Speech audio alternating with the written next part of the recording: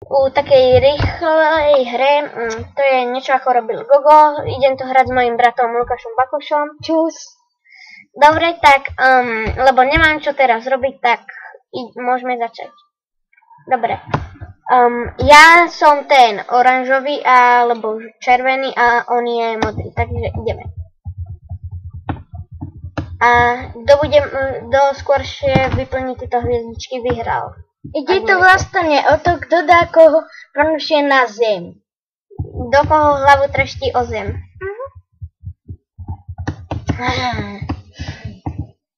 Ja ti ukážem, čo je to wrestling.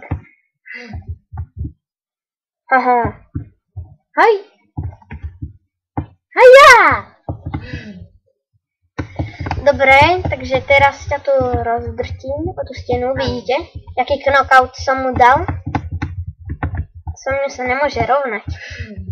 A teraz ho treštím o tú stenu. Alebo ja teba. Si ma netreštím o stenu. Tak Dobre.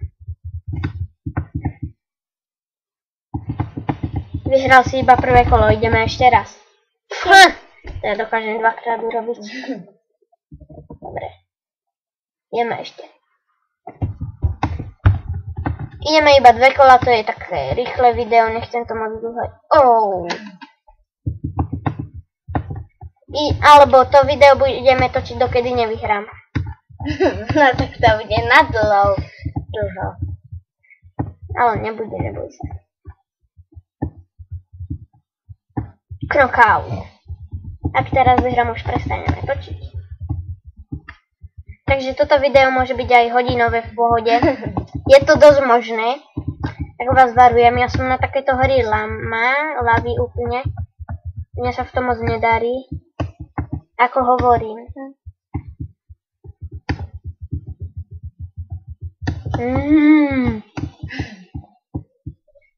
To si nevšímajte. To je iba, že som vyhral. Dobre. Ak teraz nevyhrám, tak serem na to. Nechám to tak. Nikto nič nevidel. Haha. To je proste taká hra skôr o šťastí. A dá sa to na YouTube, musíte si tam taký súbor nainštalovať, to iba na to kliknete a začne sa vám to inštalovať. Ak to nechcete, tak to zrušíte a nebudete to ale potom hrať. Raz som to našiel, keď som sa nudil, ešte pred rokom som to moc nehrával. Iba raz som si to hral, keď som sa úplne nudil. Buď s bratom alebo s kámošom. Tak, teraz to dorovnáva, ako vidíte, už mám aj nejakú taktiku a darí sa mi viac ako v tých prvých 2 kolách. To hej. Ako vidíte, už ani brat na mňa nestačí, teraz zasa prehrá, lebo mám taktiku a parádnu, by ste neverili. A už môžeme za chvíľu skončiť video, že? Áno. Ale ty to nechceš, čo?